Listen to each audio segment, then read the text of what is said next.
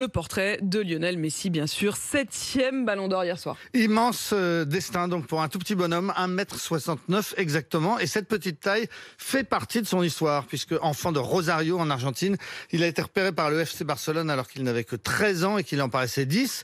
Le club l'a accueilli et lui a offert un traitement aux hormones de croissance. Il s'est piqué lui-même tous les soirs dans les jambes et il est ainsi passé d'1,40 m à ce 1,69 m.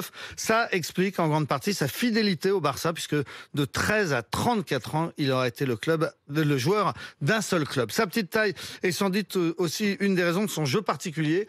Lionel Messi ne court pas, ou en tout cas pas beaucoup. Un portrait d'Alexandre Petro dans Le Monde l'avait présenté comme un promeneur égaré, surtout en début de match, où il semble se désintéresser du jeu, mais en réalité, il observe ses adversaires, il est aux aguets, il regarde les défenseurs avant de les transpercer.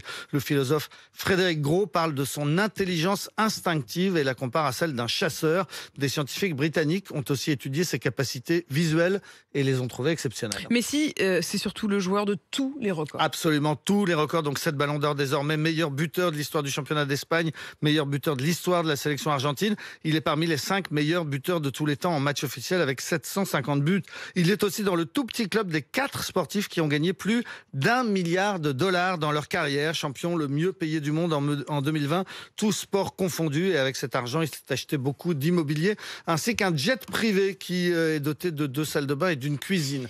Seule tâche sur son CV, une condamnation pour fraude fiscale avec son père, mais il donne aussi beaucoup via sa fondation, essentiellement pour les enfants. Tout ça ne répond pas toutefois à la question. Est-ce qu'il mérite ce 7e Ballon d'Or? C'est le moment d'allumer votre télé, parce que si vous voyez le visage et la moue boudeuse d'Emmanuel Le Chypre, franchement, vous trouvez que c'est injuste? Non, c'est injuste qu'il ait ce 7e Ballon d'Or. Dieu sait si c'est... Je suis d'accord, c'est le meilleur joueur de tous les temps, extraordinaire. Mais là, ce Ballon d'Or, il revenait à Robert Lewandowski. Il l'a dit hier, Lionel Messi, il a rendu hommage à Robert Lewandowski. Pour l'année dernière. L'année dernière, il n'y a pas eu de cérémonie à cause du Covid. Il aurait dû l'avoir. Et il a dit, Robert, ce trophée devrait trôner sur ta cheminée. Voilà, je trouve que, allez, ça vaut un Ballon d'Or pour Robert Lewandowski. Enfin, c'est pas son plus beau de Ballon d'Or, excusez-moi, à Lionel Messi. Il est grognon ce matin, Emmanuel. C'est pas une histoire de mérite, etc. C'est un vote. C'est un vote. Bah oui, bah voilà. Bah donc les votants ont tranché la démocratie, monsieur Le Chypre.